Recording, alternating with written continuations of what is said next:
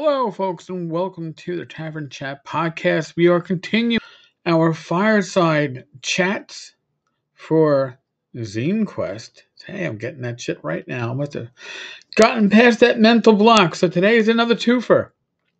Today we start out with Michael Harmon, Tomb of Immolation, and we're going to wrap it up with Thaddeus Moore, Robin Irwin, Wizard Funk 3. Not Wizard Funk 3, as I kept on trying to say. So, folks, thank you so much for following along. Support these zines if they interest you. A lot of good ones out there. And I don't know if you hear the dog barking in the background, but I'll be back tomorrow for Iron Rations with Tim Shorts and some special guests. So, in the meantime, enjoy. Folks, welcome. We have another of our Fireside Chats for Zinequest month. I think I pronounced that right. As I told Michael before this, like I'm gonna screw up whether it's Zine or Zine at least once. With me, I have Michael Harmon. Tomb of Immolation is his zine. We're certainly going to cover the current project, but Michael, first off, I love your background. I mentioned this before we started this. Your background is awesome. Where did you? I'm not even going to ask you if it's real. I don't need to know that. I just want to know how you came to have such fine dungeon dressing in your room here. Well, actually, in addition to being an illustrator, I'm also a photographer. So I just happen to have a black backdrop accessible. And of course, I just like to keep skulls around all the time. Yeah, alas, poor Yorick, I knew him well, but yeah, Shakespearean line that I can remember is appropriate right now. But yeah, it's certainly it's atmospheric. But I, like you said, I got the virtual tavern behind me. You have a room that I could just see somebody walking into in a dungeon going, so let me get this straight. There's a skeleton on the far right, and there's a pile of skulls and books to my left. Yeah. I don't know if I want to touch anything in this room because I can guarantee it's going to be trapped or cursed. Yeah, that's really all you need. That's I got it. Yeah, you've set the whole scenario up right there. So Michael, and I've been asking this of pretty much everybody I've sat down to have these chats with, but how did you get into gaming? What brought you into the hobby, and when in your life was it? That was 11 years old, 1978. So I just told my age there. Yeah. Yeah, no, you were early on. I came on probably at 12, 13, 1980. So I was born in 67. So likewise. So yeah. Yes. I started with the Holmes Blue Box basic set, and but then like a year later that year, the AD&D 1E Player's Handbook came out, and then we gobbled up all those hardbacks. So yeah. So you've been gaming for a while. I came on, I mentioned this before, I came on with AD&D. My friend Kenny did not have anything but the DMG, so after our solo adventure, again, it was I still remember this, 10.6 cents to make that initial phone call back then. And he had to call a friend in school to find out if I leveled. I was hooked. I remember spending that summer at his grandmother's house in Belmar, New Jersey, with Kenny. We spent maybe 2 weeks out there, and I just remember reading the DMG front to back to front. You still didn't have the player's handbook, but it didn't make a difference. You were absorbed in it, and I don't know if it was the Gygaxian language that was also enthralling to it. It might have been. It made it seem foreign yet familiar, and if you could understand it, you were elite. Yeah, right. Definitely unique. It's a great book. That that first DM guide. But also confusing at times. Oh, extremely confusing at times. And Yeah. and I've done, just on a regular podcast, I've done episodes covering parts of the DMG and how it seems like there are parts of it that are absolutely needed. The combat tables, saving throws, and explanations, and all that stuff. And then there was stuff that Gary went, "This just sounds like a kind of cool idea." Yeah, right. Yeah, let's throw in unarmed combat. That's a percentile system that will make no sense to anybody and doesn't follow normal combat. Yeah, that's. Let's throw in a whole section on disease. Yeah, because your characters are going to get diseased when they go to those brothels. Oh, did I mention these brothels? Yeah. It's like, what were you thinking? And it's right. And the player's handbook isn't organized poorly. It goes by your abilities, your classes. Then you get your weapon charts, and then you get your spells. Mm-hmm. And then you get the optional rules that all right, psionics, which again matches up to nothing else within the game system, but we're going to throw it in anyway because it's cool if you were doing a system that was just psionics, and we're going to break the rules we've already established with the bard class. Yeah. You can't. Half elves can't dual class, but you can triple class. Yeah, right. But it's not multi-classing, but you can change classes twice, but just not once. And humans can't change classes 3 times unless you're going to be a bard, in which case you can. It was like, even back then, as a young teen, I was like, I don't understand why this doesn't match up to the rest of it. Yeah, exactly. But yeah, I ate up all the art in those books. Trampier and Errol Lotus, Jeff D, and all those guys. Now, since you started with basic, I'm going to ask you a question. I know with myself, I started with advanced, and therefore advanced meant that basic was for babies. I realized how wrong I was as I got older, and basic was a very tight and well-presented system. But you started with basic, and then you found advanced. When you went to advanced, did you look back on basic and say, this is for babies, or did you say it's just part of D&D? Yeah, actually, I kind of jive with you there. That we kind of felt the same way. If not, for babies, for definitely, this was for starters. It's the immature group that plays basic. Only people that can understand spell segments with spell interruption, weapon versus AC adjustment, and weapon speed that makes no sense. Can play advanced D&D. Exactly. That was my first summer of actually game mastering. It was by the book. And oh, wow. You get through maybe 3-4 encounters in a game session. And then you'd be like, I think are we done? I guess we're done. Yeah, right. And then we jettisoned segments and spell interruption. And we never really understood weapon speed. Because I remember reading articles that, dagger against a two-handed sword at times can attack 3 times before the two-handed sword attacks once. I was like, what time is that? Because it doesn't.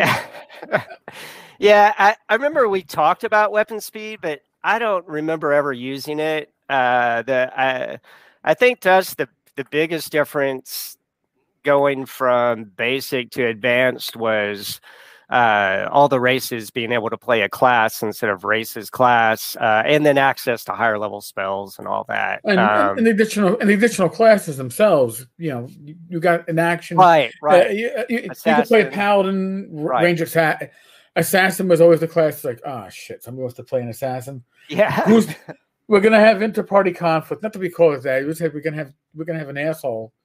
Even if it's a good friend of yours, he's playing an assassin, it means he wants to be an asshole. He wants to role play. He wants to role play an asshole. I know it, because if you just wanted to role play a thief, you take a thief. But you took assassin because that was your excuse to, I'm an assassin. I'm not good. I'm evil.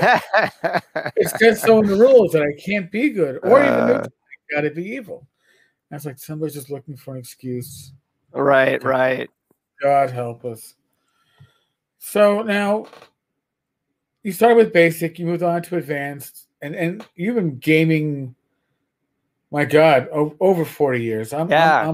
I'm probably just over 10 over 40 years myself. Did you have any point in your gaming career where you, for I always call it for adulting reasons, had to leave the hobby, or were you playing straight through to now? Yeah, I did have a little break. And really not even for adulting reasons. That sounds funny. Um, yeah, I played up like solid all through high school. I think the years where I lacked mostly was probably during college, just because I don't know, having fun with college and all that goes with that. Yeah, well, I see. uh, College actually. College is when I had two groups. I had my college group, and I okay, had my. But yeah, a lot of people tend to be that way. And you know what? It seems like during college I played in the summer, but it seems like when I was in school I wasn't playing as much. you And had then to when I get got, schoolwork. Damn it! yeah, I don't know, yeah, schoolwork, maybe a little bit of partying, There you go. that kind of stuff. But yeah, after I got out of college, in my 20s, sometime in my 20s again, I got back into it, and then I really went full steam again. Okay. Yeah, even with myself, I had I had like a 10-year break. For me, it was adulting. It was like, oh, so you're not working retail. You're actually going to be, in my case, a cop walking the streets of the South Bronx until 2 o'clock in the morning, with your weekends being Wednesday, Thursday, which Yeah. didn't really lead to a great way to game on the weekends where others in your group that our group had lasted until I was 29. And Okay. then that was my high school group that was still going strong. It was Oh amazing. wow. And then it was like, all right. And we took a break. And I guess kind of didn't really come back. I came back with EverQuest and with the same people, but EverQuest is not role playing. EverQuest is it's a fantasy game with some role playing tropes attached to it, where you kill shit and take their stuff. So it's pure murder hobo Yeah. without. Right. Um, Exactly. and then I came, I guess, right before I met my wife Rachel. I found Fantasy Grounds and I found a Dark Heresy group Oh on yeah. and before high speed internet, at least before I had it, so everything was text chat. But that was I could deal with Dark Heresy because I had played Warhammer Fantasy Roleplay and I liked it. But Fantasy Grounds too, all the tables were embedded into the rule set. So anything you did, you just rolled the virtual dice and you had the result. You didn't have to refer to the rule book, which was good because I probably didn't know the rules well enough to understand it well. Otherwise, we had a very very good DM and it was a tight group. And then from that, I found Castles and Crusades. And once I found Castles and Crusades, I was like, wow, this is like D&D, but back in print. And this is I guess at the tail end of 3, beginning of 4. I was like, Yeah. Right. I was Right. like, oh, Castle Crusades is something I could feel comfortable with. And then I found the rest of the OSR, and I Oh guess the rest yeah. you could say is history. But I mean, your gaming break was not just shorter, but earlier. I guess you came back, Yeah. and 2E was still there. I mean, the Oh break from yeah. 1E to 2, with break from 1E to 2E, even for me, before we had the internet, before you got a chance, like the Dragon magazine wasn't going to talk to you about the politics going on at TSR, but even I could tell, gee, 2E was there to write Gary Gygax out of Dungeons and Dragons. You kind of saw that when Yeah. the books came out. Then I didn't realize that, well, yeah, AD&D was Gary's way to write out Dave Arnson from Dungeons and Dragons. Yeah. Right. So let's get a system that Dave isn't attached to. We're not going to owe him monies for it. We're just going to have advanced, no Dave.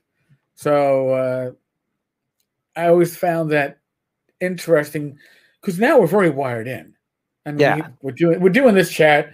You know, I can go on to Facebook and World, numerous ICV2 and other various sites and find out the latest releases.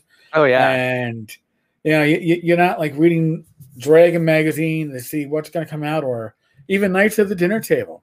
Yeah, you know, was a source of good game reviews. Now you go do a Google search, find a blog that you respect the opinion of, and you're like, oh, okay. Bryce likes this at 10-foot pole, or he doesn't like it. And let me see what he doesn't like, because obviously sometimes, you know, a reviewer's likes and dislikes don't always match up to your own. It's like, they didn't like this, but I love it. Or they like this. It's a piece of shit. I don't understand where they're coming from. But it's just part and parcel, I guess, with a lot of it. Now, we're going to, I guess, change gears a little bit. Your latest project. Now, am I calling it latest project? Have you done other Kickstarters before this? No, this is the first one. First one. All right. So before we talk about the Tome of Immolation and get into the nitty gritty, I'd like to get your feelings on the Kickstarter experience, because I know people that have done dozens. I know people that it's the first one. What was that feeling when you hit go live on your Kickstarter? Yeah, well, I guess I had an anxious feeling, but I was pretty excited. I was pretty amped up that it was finally bam. But you know, also kind of a anxious feeling, I guess, also. It's definitely been a whirlwind, just promoting things and all of that. So it felt good when we hit the funding goal and all that, of course. That felt great. I'm sure. Now, I mean, Kickstarter's been doing this for a while, and I hear that I've never done a Kickstarter. I've backed, and I always got to look over my shoulder before I say this and make my wife isn't within earshot. And this is before Zinequest, because I've already blew my $250 budget and going strong. Yeah, but I'm a super backer. I'm a super backer, so yeah, I can relate. Over 450 Kickstarters backed. Wow. Okay, you've got me beat, but I'm a super backer. Yeah. Yeah, but you know, and it's not a badge you necessarily wear with honor. It's kind of like it's honor and shame at the same time. That because really have the opportunity. If even half of these are gaming material, what are the odds that I'm actually using 10% of 225 with any kind of regularity? But I love them for inspiration. Oh, yeah, likewise, yeah. And I love the zines because it's bite-sized RPG material. Oh, yeah. When I was younger, especially when it came to games, I'd get them all and Show Me Rollmaster, or Warhammer Fantasy Roleplay, Space Master, GURPS. Oh, yeah. The pace setter games, Paranoia. I didn't matter. Give me all the rule sets. And you, although I always had a problem with foreign language in school, it was never a strong point. Learning game systems, and maybe because I was more mathematically inclined, always came quickly to me. I always got 90%. Maybe I didn't get to the last 10% immediately, but I got 90% of how it was going. I'd do a character, and I could run a game session without crazily looking at the books and the mechanics. And then I found out that as I got older, when I came back to gaming, I lost a lot of that ability. I can I go back to games that I'm quasi familiar with, like Warhammer Fantasy Roleplay, and still probably run a game if I read the new rules. Yeah. I played that. Can I necessarily pick up a brand new rule set and say, all right, this is the Conan 2D20 rules. Will I feel comfortable enough learning them to run it? And almost a universal answer is always, I could play because what you have to carry as a player is a lot less than as a DM. But I find games than the OSR. I found Labyrinth Lord, Swords and Wizardry. Osric was probably the first one that I found when I came back. I was like, oh my god, somebody reorganized AD&D First Edition. So it actually makes sense and left out the stuff that we left out in the end anyway because it slowed down gameplay. Oh my god, this is great. But then for new games, I think I found 2 new game systems that I could sit down with and actually say I could learn it to the point that I could run it. And one was Faraway Land, because it's a simple D6 system. It's got a great sense of humor, but the mechanics are pretty straightforward. And then there's Tiny D6, because Tiny D6. I'm a big fan of Tiny D6. Yeah, I'm a big fan. It has an old school feel, and it doesn't overwhelm you with fiddly parts. I mean, there are people that live for the crunch, and I'll be honest with you, I probably lived for the crunch back in the day. Yeah, I hear you. I had a friend who gave me the Morrow Project and said, "Listen, I don't understand this fucking shit, but I want to play it." Okay. So if you can learn the rules are yours, but I want to play it. It's like, oh, somebody else. Hey, here's Bushido. Rules make no sense. They're yours. So that was me as a younger gamer. Now I look at the Bushido rules and I'm like, well, first off, the typeset's so small, I don't think I can read it with my older eyes. But I look at it and I go, not worth the effort when there's such a plethora of choices out there, especially ones that are built on old school gaming. Now, Tome of Immolation, you're using the 5e and the OSR style rule sets for your game engine, so to speak, behind this adventure. So I own the 5e rules. I've read the 5e rules. I could never run them. Again, too many fiddly points to it for me to feel comfortable with it. But when you're writing an adventure for these 2 systems, although they share the same roots and many similarities, the power curve between the 2 is different. Yeah, it's really big. Yeah, it's really big.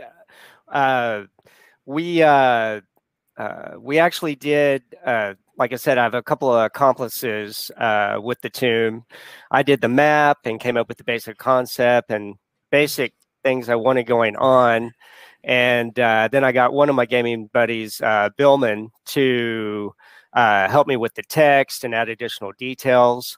And another one of my gaming buddies, Sean, which he's kind of a crunch master. We had him help us with like a lot of the stats. For both games, but he knows 5e really well. So as far as like stats, we really leaned on him, and he did a great job. So we actually built it with 5e first because of that, and we had also played some 5e games in addition to Swords and Wizardry. Right. Sean kind of came to the conclusion it's easier to build the more complicated 5e first, and then convert it to Swords and Wizardry. But you're condensing at that point. Totally. Yeah. You're stripping away. It's easier to strip away than it is to add in because there's a less of a balance issue. But yeah, I could see that. And of course, OSR, people aren't usually as worried about it being deadly, but we did play test in both. And we did a 5e play test first. And then we did a Swords and Wizardry, and we're like, oh wow, these the characters are not going to make it past the first couple of rooms. We got to power it down even more, because yeah, it's a really big difference. It's just harder to kill a 5e character, or more access to healing. More access to healing. The death saving throws. Yeah, 3 death saves. Yeah, right.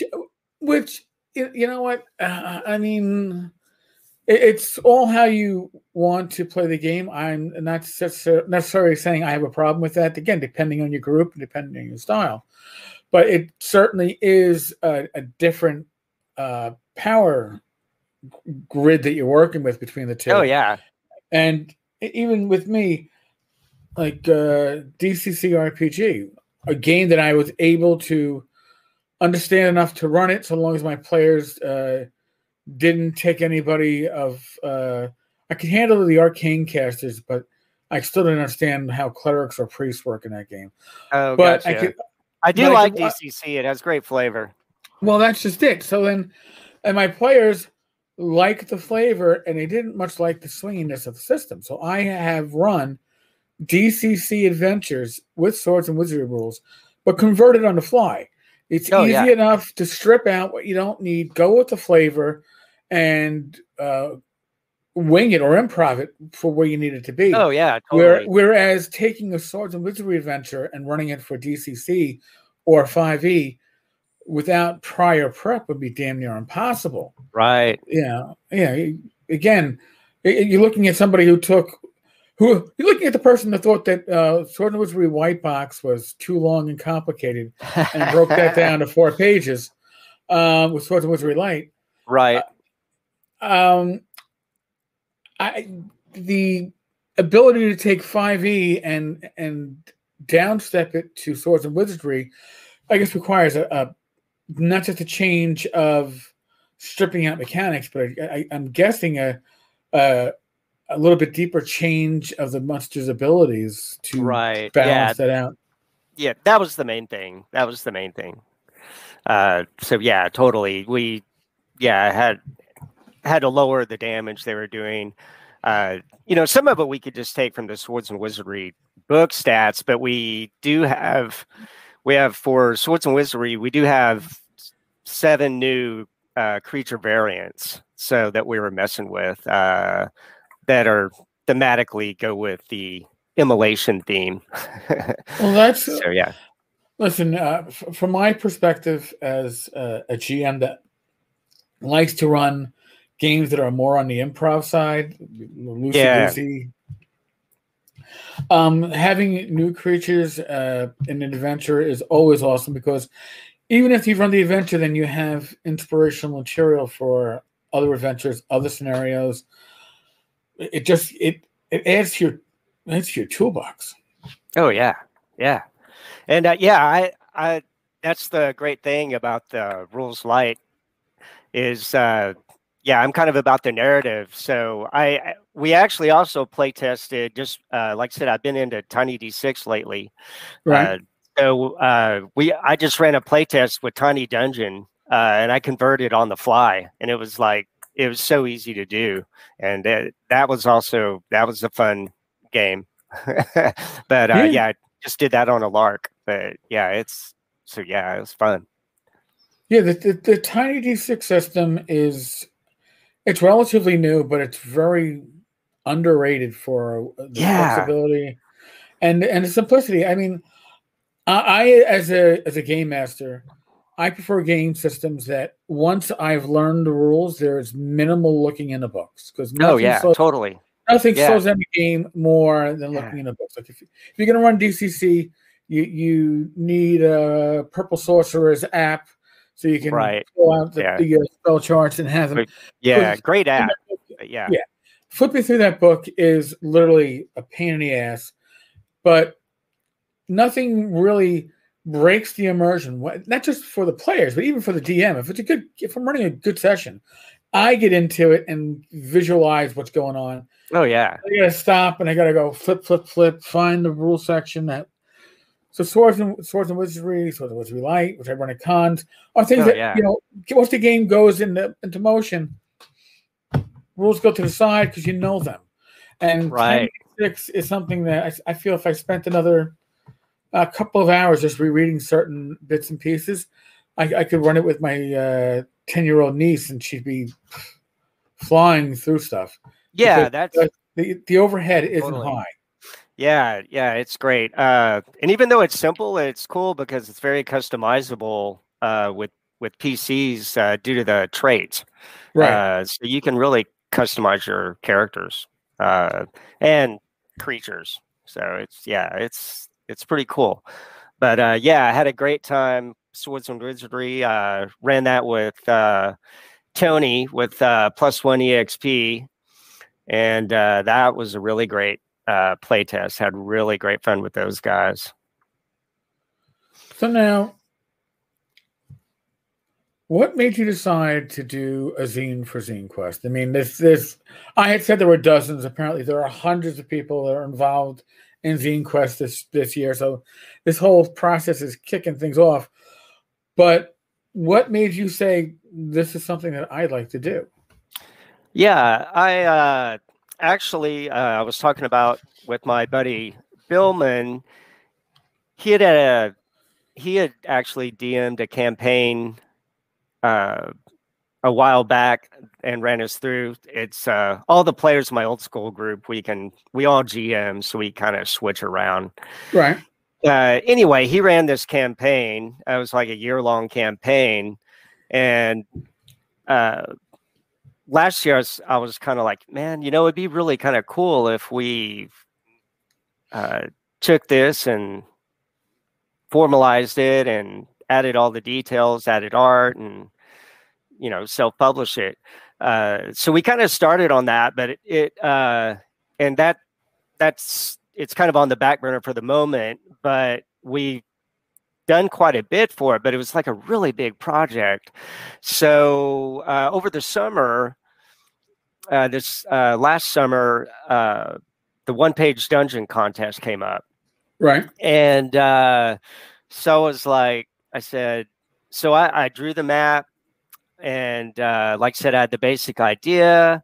And so I got Bill I said, hey, man, can you add text for me? And this was just a system agnostic thing. And I said, let's enter it in the one-page dungeon contest. So it didn't have any art, but it had the ISO map. Okay.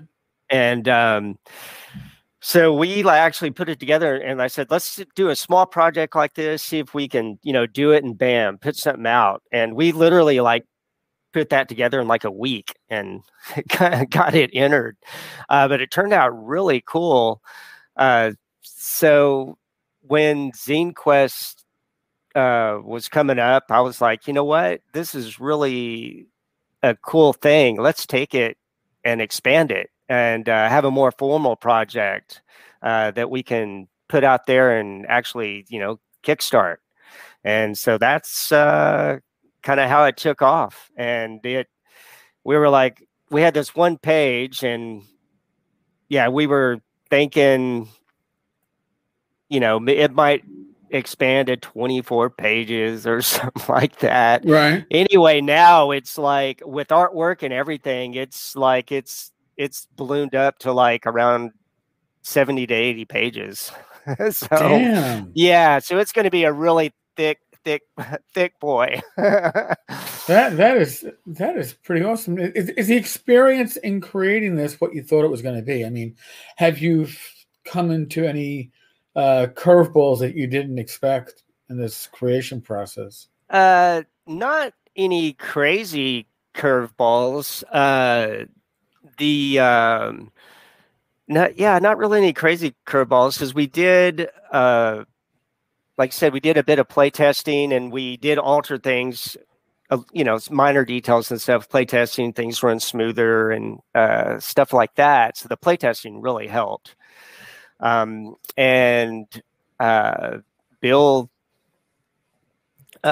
he popped out the text pretty good, and I worked like a madman on the art. And so going into the project, except for maybe making minor changes due to playtests and stuff, we had it pretty much written.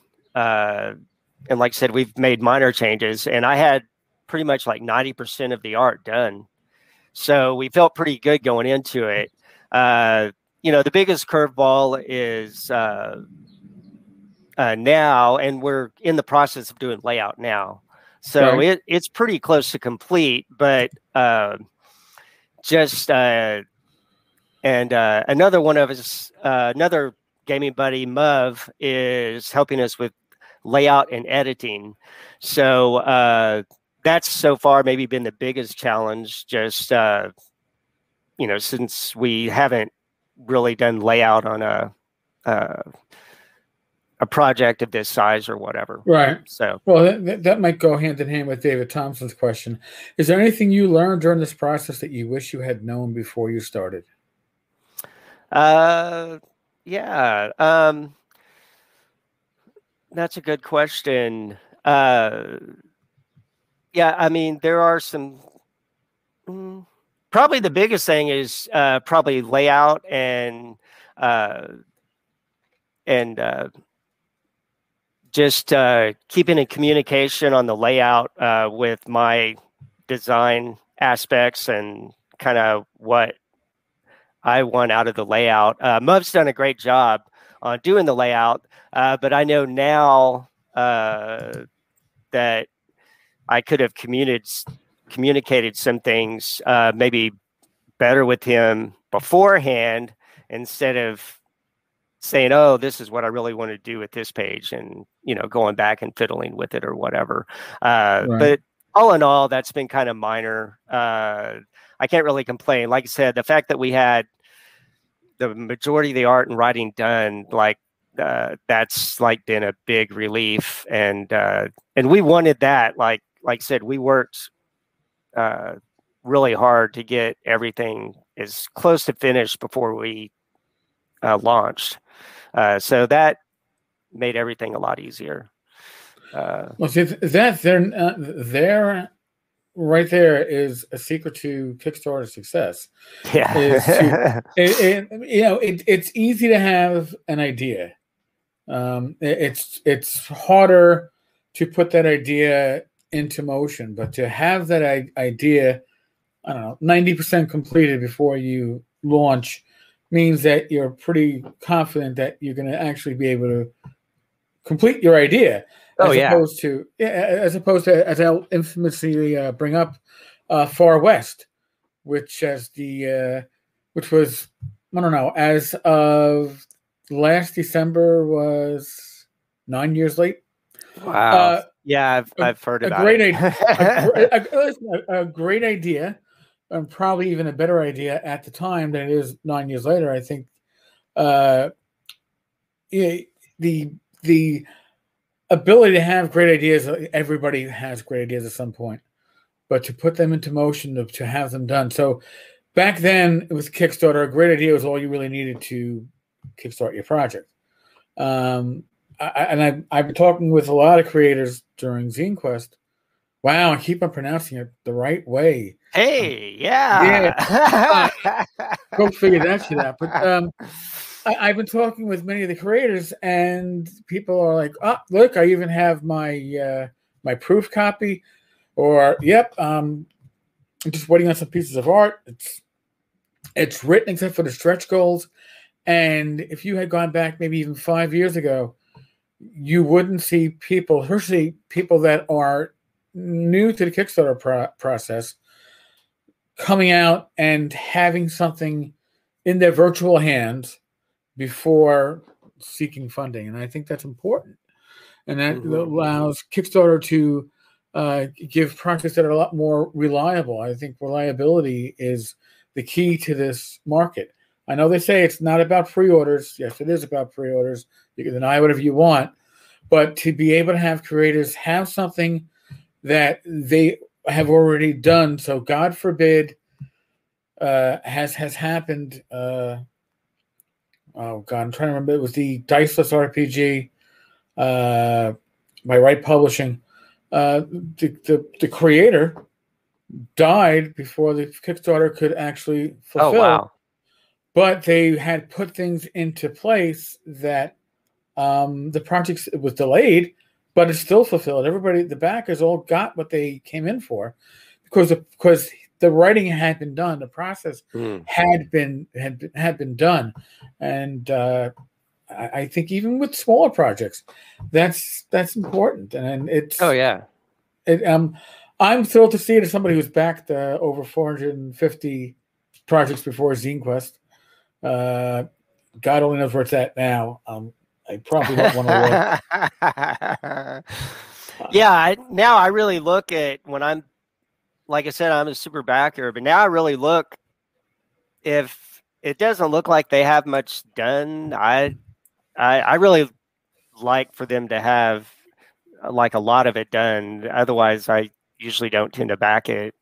So knowing that from my standpoint, I know we wanted to have it like really almost done. Yeah, well, it's doing due diligence, and due diligence just isn't supposed to be done by backers and supporters, but as a creator, you should be doing your due diligence that before you step up to the plate, you're ready to take a swing at that ball and get it into play, as opposed to, oh, so I don't even have a bat in my hand, so I guess should I go back and grab? It's a bad analogy, but after the year we had in 2020, bad analogies about all we're gonna have. I could, there you go. If I had compared it to COVID, it would have been cringeworthy, and I would have cringed myself. Right. So now that you've got this process going and you get your feet wet, do you see yourself doing two things? Do you see yourself doing another zine, and do you see yourself doing another Kickstarter? Yes, definitely. to both. All right, that's good. Yes, definitely another zine. We actually have several projects in mind. Not exactly sure what we're going to do first, but like we have some smaller, just zine-like projects in mind. Right. We also have some like bigger projects in mind. But I think what we'll probably do is release some smaller projects and kind of in the background, maybe work on the bigger till it's closer to being ready or whatever. But yeah, definitely for sure. Well, I love the fact that Zinequest encourages creators to get their feet wet with Kickstarter. Don't jump in with your 350-page setting book, which you're going to expect to raise $250,000. Yeah. Step in and get a feel for not just Kickstarter, but the creative process and build, in your case, building a team, which you seem to have done very well. These are all things that you don't necessarily think of before you go into this. And starting out with a zine within certain parameters, which they set, and it's like, okay, I can't go too crazy with this, which is good. Yeah. It keeps the expectations within a certain amount of reality, not just what you are capable of doing, but what they're even going to allow you to do. It's like, no, we're not going to allow you to go whole hog crazy. This is specific. You don't need dwarven beer steins and pencil dice as stretch goals. Keep it to the project that you're offering. So yeah, exactly. We at some point, as it was getting closer to launch, we were like, okay, we gotta stop fiddling with it and start layout. And the whole team's worked. Everyone's been great. Billman, Sean, Muv, we've all worked together really well. So it's gelled nicely. Any of the learning things, there's definitely some learning things, but they've all been minor and small. But we, definitely will apply that to future projects. As far as stretch goals, since it was just a zine and the 14-day Zinequest, we decided from the start not to have stretch goals. But I kind of I felt like we at first we were talking about stretch goals, and basically kind of took a lot of what would have been stretch goals and just added them from the start. So for instance, when we ballooned up in it being larger, instead of increasing the price, we just really kept the zine price at $12. And the PDF at $5. We have a hardship PDF at $2. So you're getting a lot for what we have. It's a pretty dense zine. We also, the zine, we're doing a soft touch laminate cover, doing nice quality paper, 80-pound paper. So yeah, we added so we added a lot of that from the start. Now you mentioned a hardship backer. That's the Ash zombie level. Now, where did that idea come from? Because I think that what you're giving back to a community that some people have been hard hit because of the year of COVID. But and I can see that's part of the reasoning here. But what made you guys think of that? Because that's something I haven't really seen, but I like it. That's really. Well, I can't. Well, it was I'm the one that put that idea forth on this project, but I can't claim to have made that up. I've seen a few other projects this year do that. Okay. I think in response to COVID and everything, and a lot of people having a tough time in 2020. So I thought that was a great idea, and offer that up so everyone can pretty much get into it and have access to it. Yeah, I mean, and what I find, again, it really shows you the community that you have. You've got 19 backers that are in at the $2 level, and you've got 54 that are in at the $5 level. Right. And it's not like you're saying, "Hey, folks, show me some proof of your hardship." It's no. So people that are actually saying, "Yes, I have the hardship level," probably do have the hardship, and people that have the money in their pocket are backing at the level where they're saying, "We want to support the project at a point that we feel is appropriate and is paying for the value that we're getting." And I think that is a really great insight into the community that we are a part of. Oh yeah, the OSR community is great, and that's what's. I don't know how many people have backed it for 5e or OSR, but really the OSR community is how this is taken off. The OSR community is really welcoming on indie creators. Not only welcoming, they want to see, what you're putting out, and they want to see new creations. When I was trying to post to 5e sites, they're so concerned about spam and they're not very as welcoming to indie creators. So, well, if you're going to create for 5e, you should be going through the DMs Guild and right, all that, yeah. So and give half your money to Wizards and Drive-Thru. Just an observation. I'm not criticizing, just making an observation. Yeah, again, I'm not criticizing 5e or anyone that plays 5e. Like I said, it's part of our product, but the driving force of this Kickstarter has definitely been the OSR community for sure. So yeah, definitely props to the OSR community at large. Yeah, I'm very, very happy to be a part of it, and likewise. I'm very happy to do my share. As I've stated to others, we all have a role to play within our community. My role is generally to get good projects, whether it's on Kickstarter or new releases, give them a little bit more visibility and viability, and I am happy to do so because. Oh yeah, I appreciate it. It is the spice of gaming is keeping it going and keep the material fresh. And it doesn't mean that there isn't old material out there that isn't awesome. I still go back and I'll read my Stonehell dungeon by Michael Curtis. I think it's timeless. Oh yeah. But Michael Curtis writes some great stuff.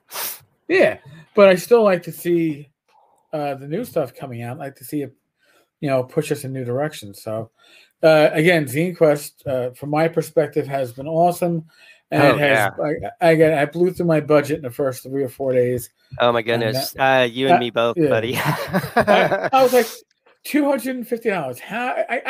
There's no way I'm like, wow, that's these small projects add up real quickly when they all look really good, and it's like Christmas year round when these envelopes come in the mail. Oh, I know, yeah. So, well, Michael, I'm very glad that you got the time to take out of your day to sit down and for us to do this little chat. We've got some nice feedback from our live audience. So really, I want to thank you. This was good. Yeah, and thanks. I appreciate you inviting me on, and like I said, I appreciate what you do for the community in general. It's awesome having that access. Oh, everybody's put in the world to accomplish something. And at this time, at this time in my life, this is what I'm here for. I did my 20 years accomplishing other parts of my life, but now I get to do the stuff that I enjoy. So it works out well, folks. Tonight we have another live stream at 7:30 with Thad Moore and oh God, Irwin. We're going to be talking about another Zinequest tomorrow. Awesome. Tim Shorts is going to be joining myself and Joe the Lawyer at 8 p.m. Yes, yeah. The infamous Tim Shorts. Yeah, I've backed his projects, of course. Oh, I didn't. Yeah. Well, I've known Tim for years, but I've been backing his Patreons. I think the moment he started going live with that, and then he got mad at me when I was running his games. And he's like, you actually have what we're running. He goes, you actually have it. I go, I do? I'm like, yeah, it's part of the Patreon. You probably got it like 6 months ago. It's probably tossed into my Tim Shorts Patreon box. I figured you were running stuff. I didn't want to see it, so I didn't want to ruin anything, Tim. What else? And then Saturday, we've got 3 live streams, 11 a.m., 7 p.m. and 9 p.m. The 9 p.m. is Gamers Health with myself and my lovely wife Rachel. So we're moving to live streams. It was well received last Friday when we didn't have a regular live stream. So we're moving it to Saturdays. So we're not interfering with the other live streams. All right, folks. On that note, have a blessed day, and I will be back later on. Again, Michael, thank you. Thank you.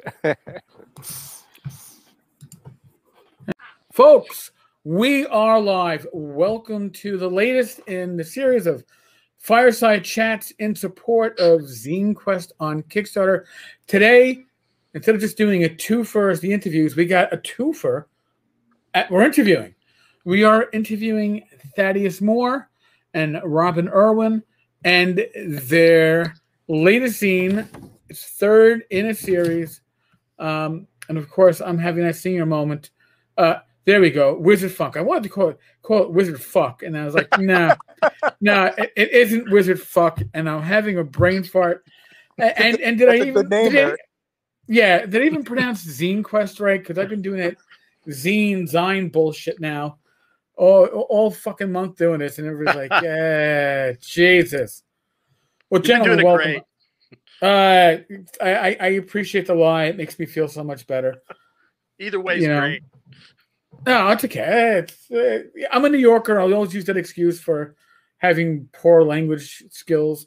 It was my dump stat, you could say, or at least they didn't put any points into it. If it's a skilled game, if it's D&D, you don't have to put any points into it. I start with 7 languages, and my 18 intelligence gives me another 7. I am highly literate in 14 languages. Now, folks. No secret, before we jump into these things, I always yap with the people I'm coming in with. It sets the atmosphere. Our atmosphere was as bad as it gets around the gaming table. We would have been people, if we were sitting at the game table today, we probably wouldn't have started a session up for like 45 minutes because we would have just been bullshitting and telling funny stories. But I want to know, and I'm going to ask Thad this first because Thad's answer is going to be a lot shorter than Robin's answer. I know that already.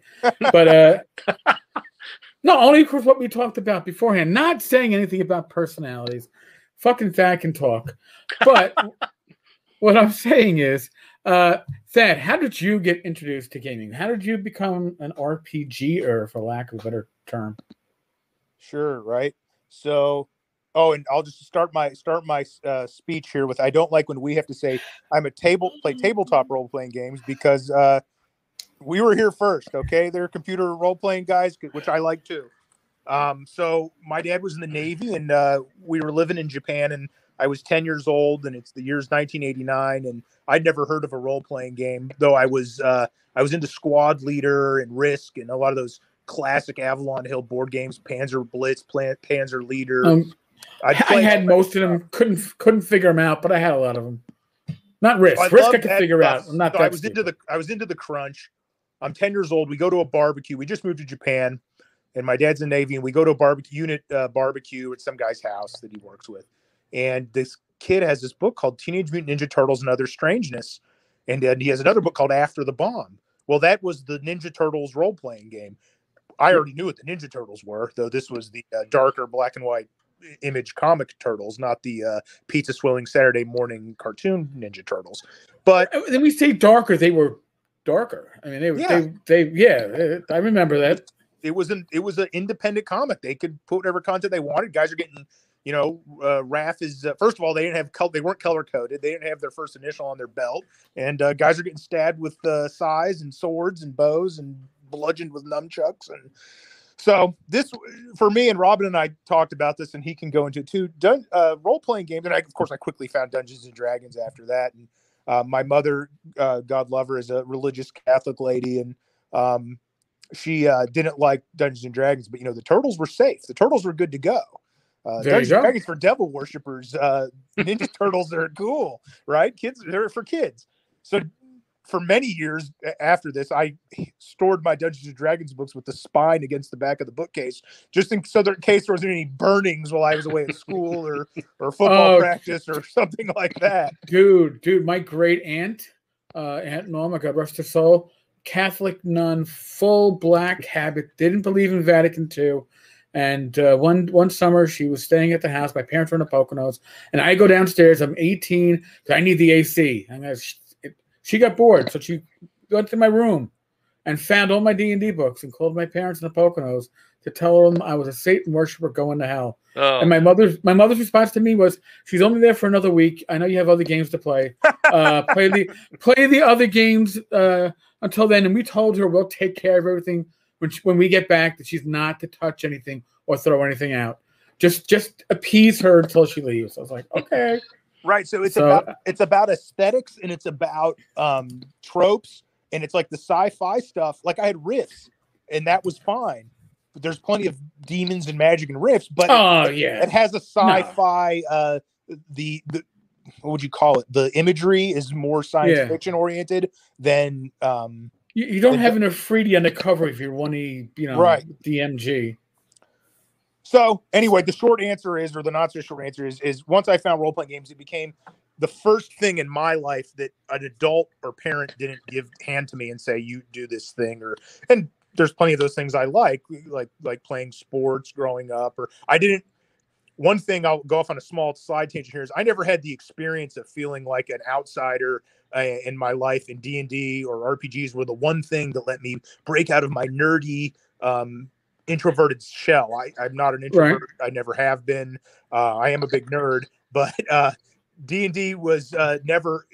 I guess it was the first way for me, what the allure, or what has kept me with it all these years, it was the first way I could express my creativity. And it was something that was totally mine, that I discovered on my own as a kid, and have just always loved. Okay. Now, that being the short answer, I'm waiting now for Robin's answer, because I think this is going to be a good little story. So, Robin, how did you come into gaming, and how was it for you? Well, let's see. I was in the 6th grade. It was 1981. Okay, you like me. All right. Yeah. I loved to draw, and I loved reading fantasy. So I was just happy as could be with either a choose your own adventure book or a Frank Frazetta cover on an Ace, drugstore paperback, Conan the Yeah. Barbarian style, book. And then I remember when I saw the box set, it was the expert set, the Cook Okay. expert set with the artist Otis of the Wizard and the Warrior and the Dragon, and I had to have that game, and so I bought that game or convinced my mother to buy it for me.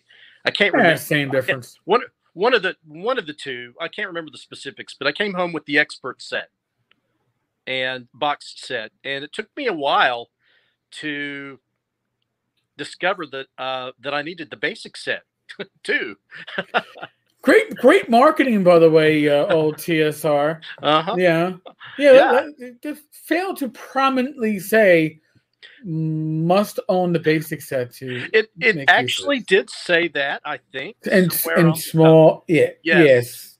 It had the number 2 on it, I think, but it wasn't obvious. But I was just so overwhelmed by the art, and this is during a time when there's no internet. So, it's 1981. There's no internet. We had very little in the way of television. And so I was a dreamer, and I can remember that was a great year for me. And I had a lot of little friends and that I could call up or, get together. And so we started playing, and we played Mold Vey Cook, the basic set, the basic expert set. And that was my introduction to gaming as I know it. As we know it, wargaming, role-playing games. I mean, before that, it was, Monopoly or Scrabble or, the Milton Bradley stuff, Right. But that opened the door to a whole new world for me. And then I just kept going with it. I loved, like I said, I love to draw. I love to do some illustration. And so does Thaddeus. He's a great artist. True story. Not so skilled, but a lot of passion. Exactly. And so the art captivated me, and just the ability to sit down and play a game in our heads. And of course the funny dice was fun too, to roll and have combat with. So that was how I got started. So now that leads to something else. Mm-hmm. So tell me about Munchkins. Munchkins. You're both Munchkins. Because when we think about Munchkins in today, we think of Steve Jackson Games' way to mint new money by putting out the latest Munchkins expansion. And God bless Steve for finding that method. But it had a different meaning. And we're not talking about the Sour Patch Kids. We're not talking about we folks singing about the Yellow Brick Road. Well, what were Munchkins? We represent the lollipop, the basic set, the basic set, the basic set. I was doing some research, and while I was never called a Munchkin to my face, apparently, and of course this is just based on hearsay and based on articles. These are actual articles. Dragon. So the first generation played the white box, the original Dungeons and Dragons Zero edition, right? And then the first basic set by Holmes came out, and then it was Mold, Vey, Cook, and then later Menser. And so the first edition was, from what I gather, primarily aimed at the college crowd. Makes sense. They had some extra money, they had some extra time, and that's where it got its start. So as the college crowd is getting older and as Advanced Dungeons and Dragons is published and the students have graduated and either continued to play RPGs or whatever, if those who have continued to play, they notice all of these youngsters, 6th graders, 5th graders, 7th and 8th graders running around at these conventions, buying stuff up like it's just going out of style. And from what I gather, what I've read is that we were the Munchkins. There was the older crowd that got started with original Dungeons and Dragons, and then in the 80s, these younger folks started getting interested and involved, and so that was where, from what I understand, the term was first used. I don't know if it was pejoratively or not. I'd say yes. Yeah, But I don't. tongue in cheek, maybe probably. Yeah, I don't know how much of a term of affection it was. Like, look at the sweet munchkins playing with their little basic D&D. Playing their baby D&D. Baby D&D is what they call BX, yes. Well, that was I got introduced with AD&D. So that's about the same time frame here as when Robin came in. And when I found basic afterwards, I looked at it and went, but it's basic. Now, not knowing, the system at all, if it's basic and I'm playing advanced, obviously that's for the little. Here I am, 6th grade, saying, well, obviously that's for the little kids. Basic is for the simpletons. Yes, I don't think advanced. And of course, that's all wrong, because there was, in wargaming, there was a basic set of rules, and then there was the more advanced version for if you liked the war game, if you liked the rules, you would start with the basic set or the basic game, learn the rules, and then if you liked the game, you could supplement that with more advanced rules. But that's not the way it ended up sort of being used in D&D, because when the advanced books came out with all of their deviltry images and which I loved, I wanted them. I wanted the monster manual with the red dragon. I wanted the player's handbook with that huge statue, the iconic statue. Oh God, yes. And so I got those 3 books, and trust me, I tried. I tried to memorize as much as I could, and I ended up playing it probably the same way that everybody else ended up playing. You pick and choose, and do your best you can. I've said it before, and as of others, the Dungeon Master's Guide, as well loved as it is, it's well loved with rose-colored glasses, because it was a fucking horrid mess of shit, especially in the pre-internet era. We couldn't look stuff up, and you're like, "What's this word? What? Right. Why is this section here? It's not in my dictionary." The Oxford English Dictionary, unabridged. But you'd be like, "Why is disease like on page 10? Wouldn't that be something that should be way in the back? Why is unarmed combat using a percentile system when combat's on a D20?" Oh, and all of the pole arms. Oh my goodness. Well, Gary, see the pole arms things. One of the first third-party products I bought was the Palladium Book of Weaponry or something like that. That's right. And it actually explained all these. It was eye-opening. I was like, "Holy shit!" So you can't use a halberd one-handed. I thought it was a pretty good one-handed weapon. Yes, we were in deep. We were in deep by that point. There was no returning. So for me, that's always been one of the things about role-playing games, that you had these guys that were, of course, I was a kid, but even now, you read something like, where did they get this from? And in RPGs, anytime I would crack open a new RPG, or a module, it never ceases to amaze me that I find something in there that comes from something that was cool in history that they took and put into an elf game.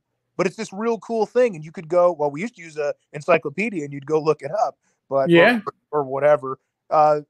Research in itself can be a rewarding hobby. It's not the destination, and to always be learning stuff is a lot of fun.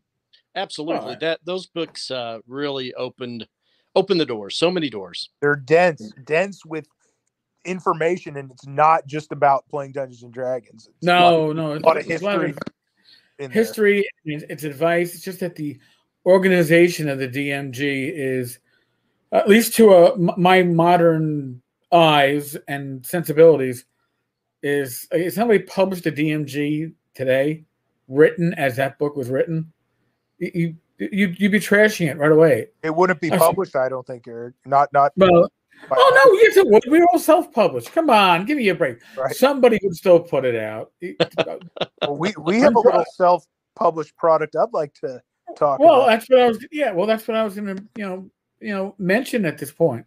Go for it, So, Thaddeus. so how did these Dice Bros become Dice Bros? And how did you guys start zining? So I did not meet Robin on the internet. I did not meet Robin in playing Dungeons and Dragons. I was at a game convention called Lexicon, which is held in Lexington, Kentucky, where very close to where I live every year, and it's primarily board gamers. And I brought my copy of HeroQuest, which the original Milton Bradley 1990 board game, which is a kid's dungeon delving game. But I still maintain it is the finest way to get young kids into, and by that I mean like under 10 or around there, into fantasy tropes and dungeon delving and classes. And it's lighter than BX, but only it has all the elements of a good dungeon crawl. And okay, I think it's a dandy game, and I own several copies, and it's something my 6-year-old and I can play together. So anyway, I just grabbed that because I didn't really want to play a heavier board game. And I was sitting there, and everyone's walking by going, "Yeah, HeroQuest." And I'm going, "Yeah, come on, let's fire it up." "Oh no, man, I'm gonna go play this Euro game," or "Oh no, I'm gonna go play this really intricate game." And nobody wanted to play HeroQuest with me. And here comes this fine gentleman, Robin Irwin, and he goes, "Hey, that Les Edwards art is great." And I said, "Wow, you know who Les Edwards is? That's the fantasy artist that mostly known for his Games Workshop work, of which I'm also a huge Games Workshop was a huge thing for me. Warhammer Fantasy Battle and Rogue Trader 40K back in the early 90s. Yep. And Robin knew what it was, and we started talking, and we found we had a lot in common as far as our love of old school gaming. And now we pretty much see each other. Well, other than this last year, we see each other at conventions like Gary Con, and Robin comes to Lexicon, and we try to get together. We've been roommates at Gary Con. And so Robin comes to me and goes, "Hey, I want to do a zine. You want to do a zine?" I'm like, "Yeah, yeah." I mean, and that was all it took. And he goes, "All right, start writing and drawing stuff as much as you want, and we'll cram it in here." And he was the one, and he was working full time too. He's now enjoying a life of leisure as a retired gentleman. We'll see how long that lasts. As somebody who's coming up on 5 years, I'll tell you, it's not a bad gig.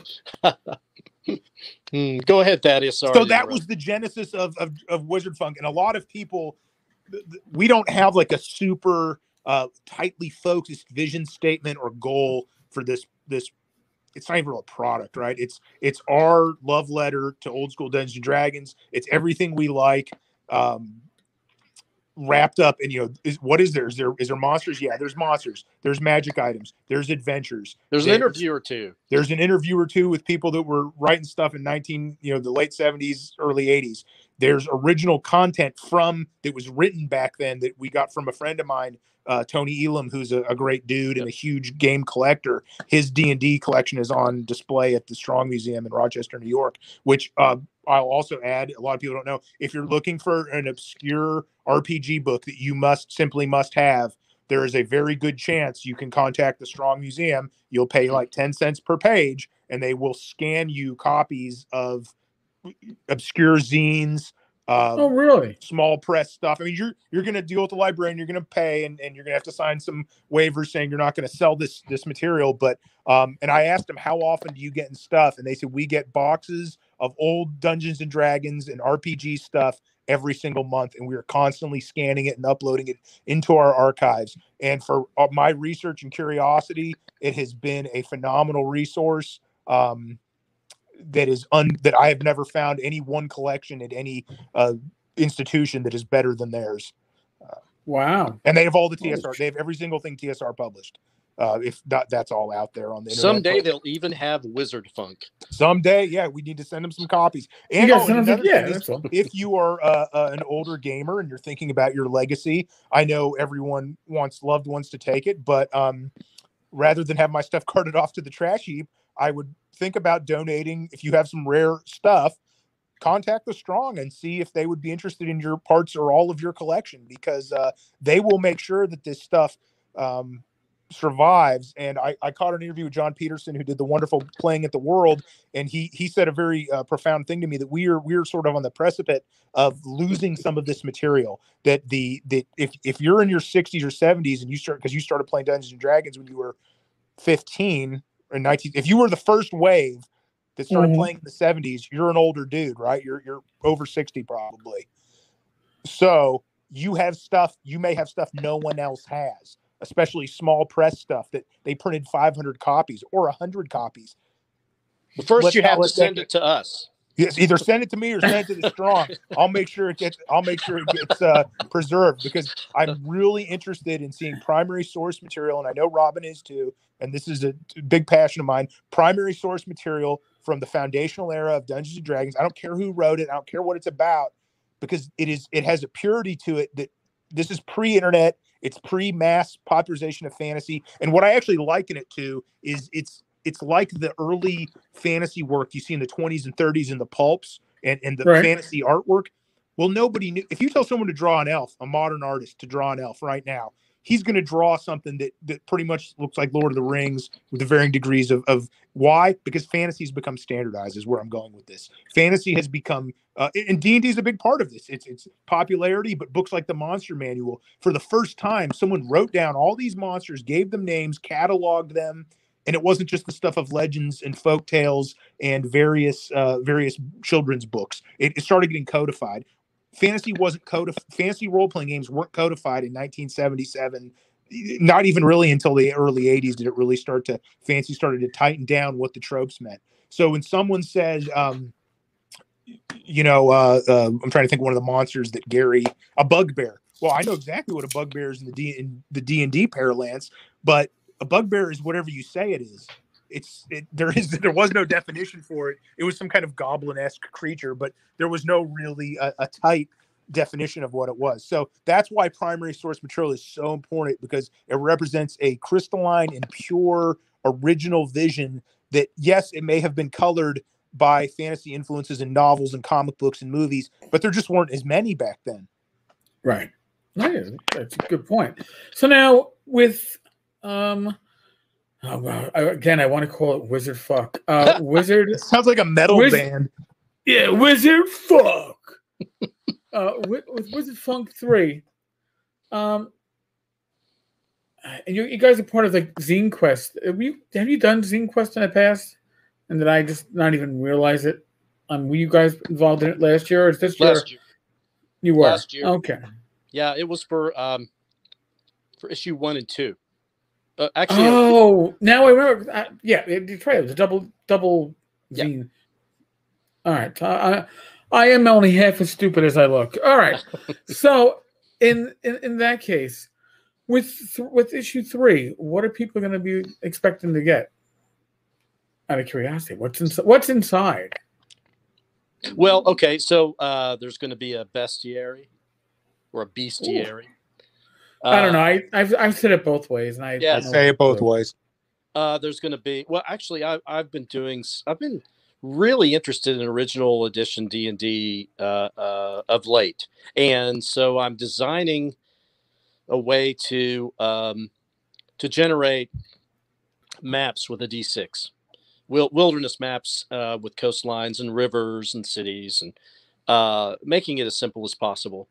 And so there's going to be a couple of pages on some gaming design. If you like to roll dice and make your own maps, that'll be in there. There'll be an adventure in there that I'm working on. My first one was, it's silly, goofy, nerdy stuff, based on original D&D. I think Thaddeus his contribution is more the BX or BECME stuff. And so it's going to be a combination of original D&D and BX BECME material. But there's going to be a published interview with a member of the original Blackmore bunch. Oh, nice. That I've already put together. It's 90% done. I've just got to tidy it up a bit and send it off to the printer. let's see, what can you think of anything else, Thaddeus? Monsters, Sure. dungeons, some rants, goofy stuff, just goofy, nerdy D&D. It's do-it-yourself stuff. It's everything we've been working on. So there's a book, small press book called The Complete Works of Zoran Greystar, and I got to sit down with the creators of that are still playing D&D together. They're best friends since high school. So a great story, and both have gone on to have successful academic, professional, and tech industry careers, and just super smart guys. And they put out this book called The Complete Works of Zoran Greystar. And The Complete Works of Zoran Greystar was one of the first. I won't say it's the first, because I don't know that to be the case, but it was definitely an early example of spell points, an early example of course, new spells. I guess what sets it apart? There was a million guys doing stuff like this in 1977, 78, 79. They were putting out their homebrew D&D stuff. It's the production values. It's one of the author's mothers is a pretty good amateur artist, and just who had never drawn fantasy, and put out some really compelling art, I felt. And it was professionally bound and typeset and laid out. And these guys are definitely interested in the mathematical aspects of Dungeons and Dragons, as far as balancing the spell point system against the existing rules. It has original spells. It has their own take on D&D cosmology, which I think came out before the Manual of the Planes stuff came out from TSR. So it's just a lot of great. I've encouraged them to sell it as a PDF. It's on the collector's market. I think they only printed 1,000 or 2,000 copies. It's an interview. But yeah, so there's this interview. There's some monsters. There's Greg Gillespie and I sat down, and Dr. Greg Gillespie, who did Barrow Maze, we sat down and talked about some of his thoughts on old school gaming, and I play in one of his games. And he had a bunch of ideas for like magic users and what can they be doing at low level, and can they be useful to the party. And he had some really stuff I hadn't heard before, and I was like, that's good info. We need to get that out there. So ideas are just kind of bubbling up all the time for Wizard Funk 4 and 5, and however. Yeah, I mean, we have tons of content. Yeah. Eric Hoffman, who did Treasure Vaults as a Bottabad, right. He has an article in there on goblin tribes and mutations or something. Some of this stuff was done much earlier in the year, and I probably should have looked at it before we sat down with you. But if you're interested in old school gaming, you're going to get a lot of content for a good price, and it's from guys that are totally as ate up and as interested in this stuff as you are. And I promise you this: if you don't find at least one or two things in there you enjoy, send it back to me, and we'll figure something out on the money. Robin doesn't have to back this up, but I think you'll enjoy it. We're doing this. So, and there's a question we have added due to popular demand. We have added international shipping. We are going to do this as a hard copy only Kickstarter, but eventually, and hopefully this doesn't tank sales, because I think we just met our funding goal. Eventually this will go to Drive-Thru RPG, where you can find issues 1 and 2. And if you really want to see what Wizard Funk 3 is about, the best thing you can do is go pay $1 for a PDF that's packed with content. And you can pick up 1 and 2. I think they're $1 a piece. Is that right, Robin? That's right. And that's right. And also, if you want to submit something, yes, send us an email, and we'll need a release. We'll need a something that says that you didn't copy it from anybody else, that you actually own it and created it, and we'll need a release. So, but if you want to submit something for publication, whether it's art or an article or something like that, we'll definitely review it. Wow.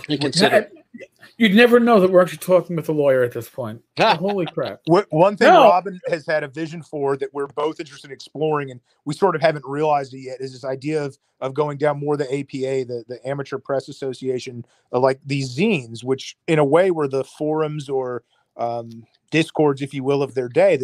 Forums is probably a more apt description, but I wasn't familiar with them. Robin has educated on me. Alarms and Excursions that Lee Gold puts together to this day is a big one. And these were, you would send an article or a letter or talk about whatever you wanted in, and it would get published. And then other people would respond to it, whether it was an argument about something, some important elf gaming topic, or a monster you And wanted to make. Yes, I want to thank Lee Gold for what she has done. I mean, by putting together her zine, and just it's just filled with content. I mean, people can argue back and forth about what its value is, but it's a tremendous value to me, and she's truly an inspiration. So definitely an Very cool. early pioneer, one of the the giants whose shoulders we stand on, and thank goodness she has got them all scanned and in PDF form, and is making sure that this information is preserved because I'm stealing this again from the John Peterson interview I saw the other day. I think it was posted on Grognardia, but he mentioned, he said that 100 years from now people are going to still be playing Dungeons and Dragons, and I think he's right. None of us are going to be here in 100 years, but no. There's Dungeons. People say, why is that so important to you? You'll be gone. Dungeons and Dragons is I'm not a great artist or painter, other than my family. D&D is an important part of my the time I spent here on Earth, and it's a really important and fun thing for me. And maybe in 100 years, someone will be looking up. Eric will definitely be mentioned, but maybe they'll find Wizard Funk, and someone will talk about the old school Renaissance and these guys that brought D&D back or never quit. I always say I never quit playing, because I do meet people that go, I played D&D in high school, and then I took a 20-year break and I came back. Well, I'm glad you're back, but some of us have been here. We've always been here. I never left. I can't leave if I wanted to. I've played D&D. Let me just finish up, Robin. I played D&D at war. I've played on war ships. I was in the Marines. I've never found a time or place I couldn't play Dungeons and Dragons. I play several times a week. I'm sorry, Thaddeus, but I can't leave without saying this. There was a long period of time that I had stopped gaming, and that was getting my career off the ground, and whatnot.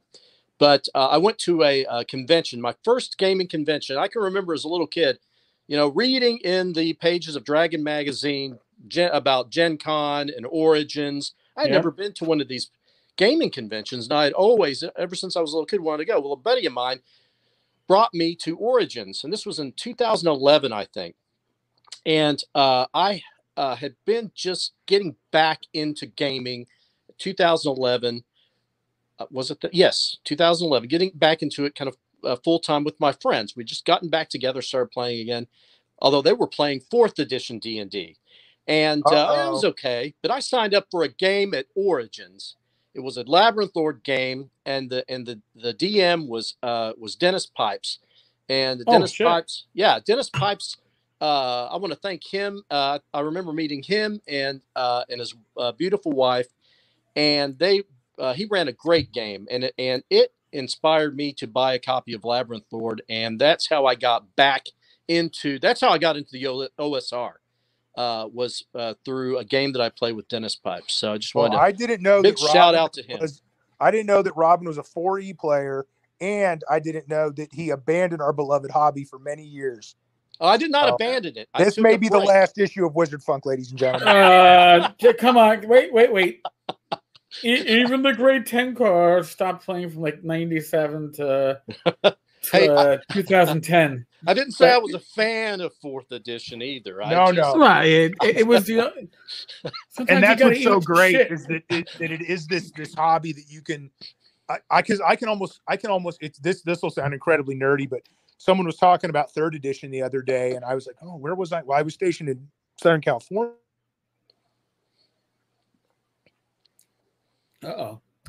Did we suddenly lose that? So there we go. Am I back?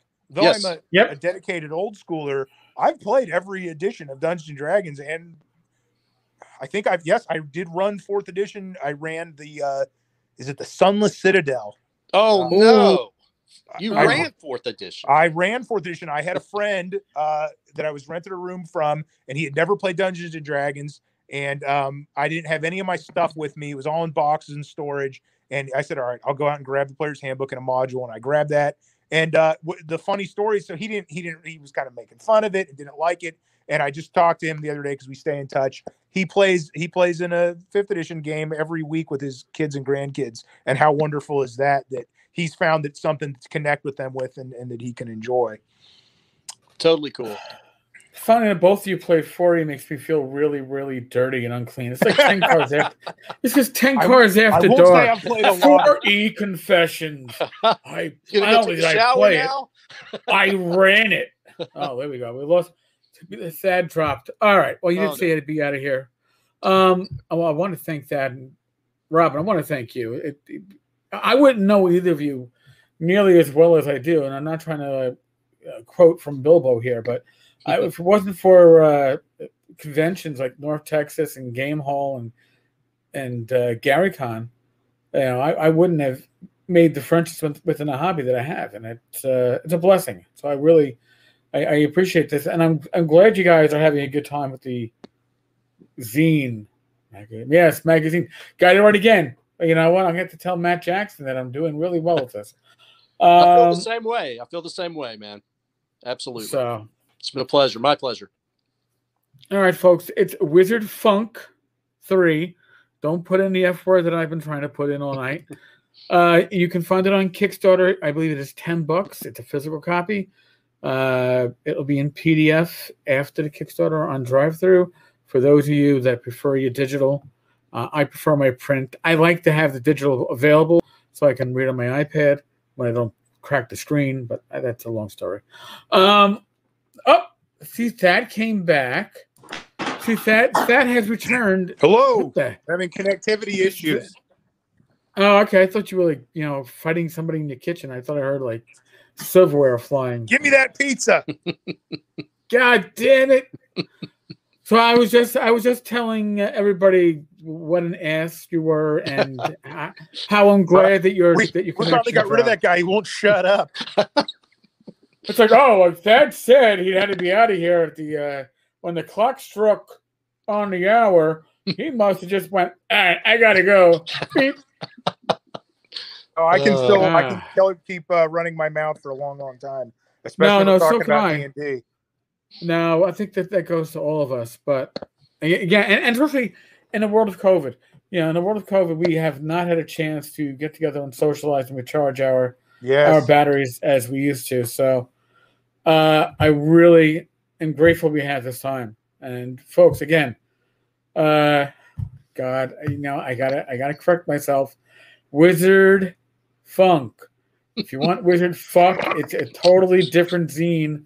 Not this one. Once you buy it, it's yours. Once you get it at home with you, can call it whatever you want. You can call it whatever you want. Wizard F3.